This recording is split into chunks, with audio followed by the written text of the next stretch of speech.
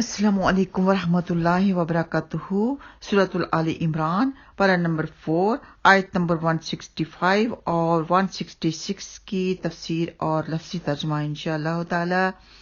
अवलम्मा असाबतकुम मुसीबतुम कद असबतुम मिस्लैहा कुल्तुम अन्ना हाज़ा कुल हुवा मिन इंदि अनफुसिकुम इन्नल्लाहा अला कुल्ली शैइन क़दीर वमा असाबकुम यौमल तक़ल जमआनि फ़बिइज़्निल्लाह वलियअलमल मुमिनीन।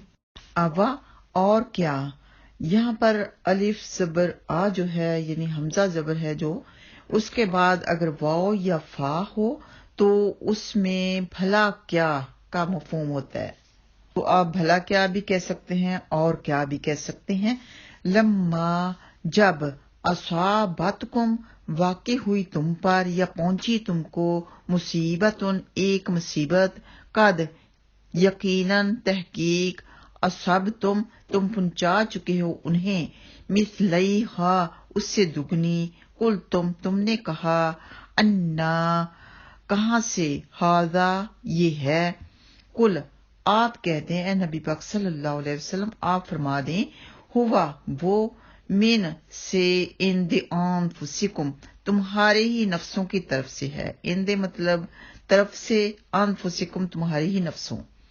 इन्नल्लाह बेशक अल्लाह, अला पर, कुल्ले शैइन हर चीज पर, कदीर खूब कादिर है, वमा और जो, अस्हाबकुम तकलीफ पहुंची तुम्हें, यौमल तका जिस दिन आपस में भिड़ी। तो यहाँ पर जो लफ्ज ता है उसमें काम को बाहमी तौर पर करने का मफहूम है। अल जमआनी दो जमातें, फ़बिइज़्निल्लाह तो वो अल्लाह के हुक्म से थी। इज़न हुक्म को कहते हैं, फा तो बे से, इज़्ने हुक्म से, अल्लाह के, वलियालम और ताकि वो जान ले, अलमुमिनीन मोमिनों को। यानी उहद के मैदान में जब मुसलमान कत्ल और जख्मी हुए तो उनकी जुबान से हैरत और इस्तिजाब के तौर पर निकला कि ऐसा कैसे हुआ, जबकि हम मुसलमान हैं और अल्लाह की राह में उसके नबी के साथ जिहाद कर रहे हैं।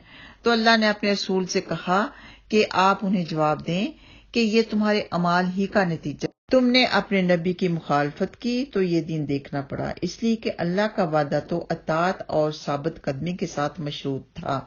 सैयदना अब्दुल्ला बिन अब्बास रजी अल्लाह तआला अन्हुमा बयान करते हैं कि बदर के दिन मुसलमानों ने 70 काफरों को कत्ल किया और 70 को कैदी बना लिया था। ये जो जंग उहद से पहले हुई थी उसका जिक्र है कि 70 आदमियों को कत्ल किया और 70 को कैदी बनाया।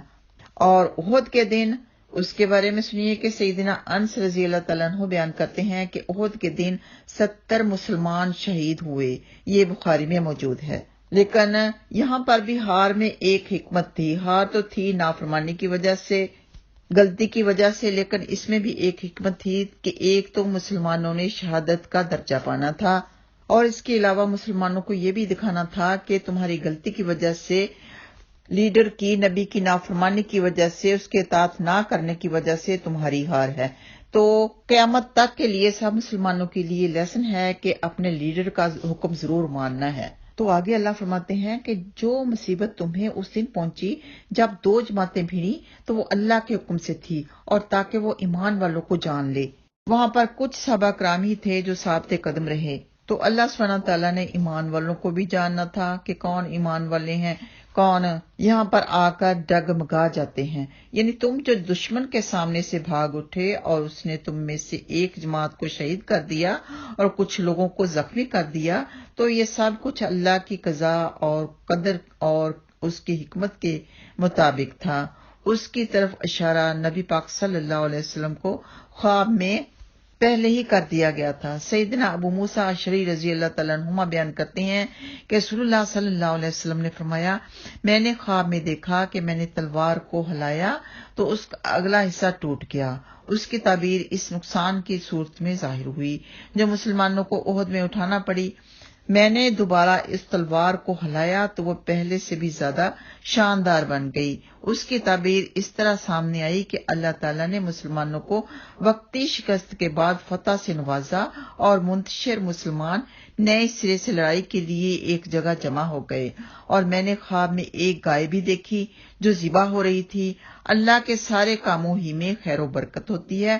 گائے سے مراد وہ مسلمان تھے جو احد کی جنگ میں شہید ہو گئے، یہ بخاری میں موجود ہے۔